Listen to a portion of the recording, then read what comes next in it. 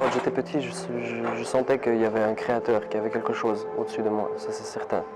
Et je savais que dans l'islam, il y avait quelque chose qu'il n'y avait pas dans les autres religions. J'ai grandi ici à Liège, en Belgique. Mon père est algérien, ma mère est belge.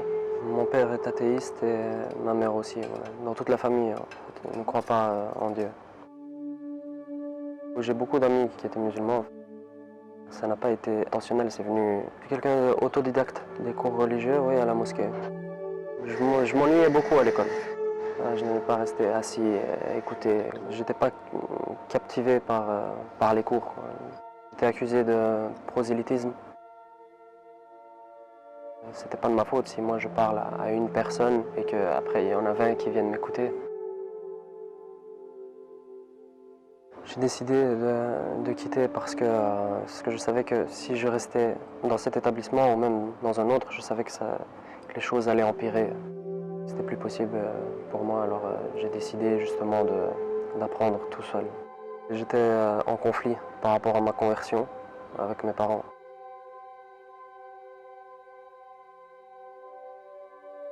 S'habiller de la manière que Allah subhanahu wa ta'ala nous a ordonné et que le prophète Mohammed nous a enseigné. J'avais un peu plus de barbe que maintenant. Les gens ont peur de l'inconnu. Quand on voit un changement dit radical, on se pose des questions, on a peur.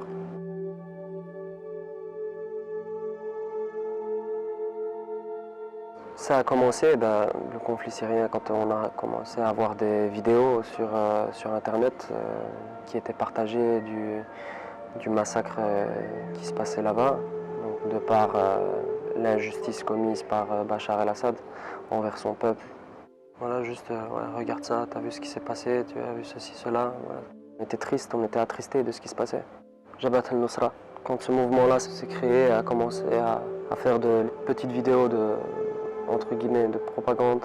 On a commencé à se dire, il faudrait peut-être faire quelque chose. Moi, je pensais juste pour aller les aider. Le cheminement de tout ça, tu récoltes, tu essayes de récolter de l'argent pour pouvoir partir.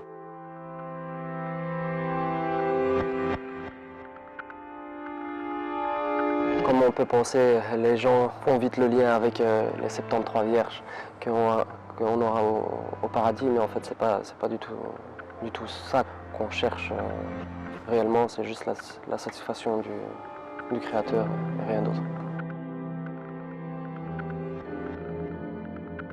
On n'a pas vraiment eu le choix de rentrer parce qu'à ce moment-là, le père de mon ami est venu nous chercher. J'avais aucune haine envers qui que ce soit, mis à part le régime de Bachar el-Assad. Il y a une enquête qui s'est faite pendant 2 années. 2 années, j'ai été suivi sur Facebook, en fait, parce que je partageais des vidéos, etc. Mais en fait, vu qu'il n'avait aucune charge contre moi, il n'avait aucune preuve comme quoi, tout ce qui m'en collait, en fait, c'est juste incitation à la haine. Incitation à la haine à cause de mon Facebook. Le résultat est que j'ai été condamné à 2 ans avec sursis sur un suivi probatoire de 5 années. Mon certificat de bonne vie et mœurs, dans mon casier, il est marqué terrorisme en grand.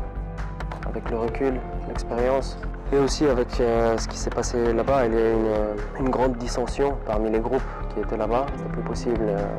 Daesh a entre guillemets profité de l'occasion pour monter en puissance. Et c'est là qu'une des fitnas a commencé. Avant, je pensais que c'était très bien, juste parce qu'ils rejetaient toute alliance qui était contraire à l'islam. Ils voulaient juste imposer l'islam. Maintenant, les conflits politiques, tout le monde puisse pratiquer sa liberté de culte comme il l'entend. Non seulement pour les musulmans, mais aussi pour les juifs, les chrétiens. Parce que je ne peux pas prier au travail comme je voudrais.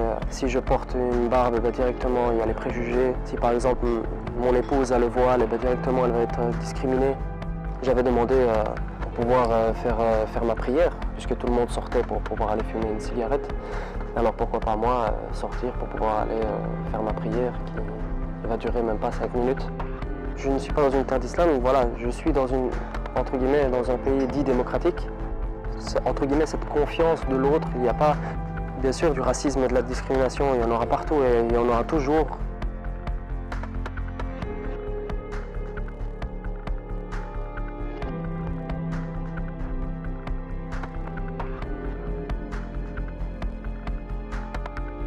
que quand ça a commencé, la coalition, etc., ils se sont donné à cœur joie de bombarder les innocents en Syrie. Daesh, qu'est-ce qu'ils ont fait? Ils ont averti. Ils ont dit écoutez, arrêtez de nous bombarder, sinon vous allez avoir des répercussions, ce qui est normal. Et après, voilà, c'est ce qui s'est passé. On appelle ça la loi du talion, et c'est compréhensible. C'est triste, hein.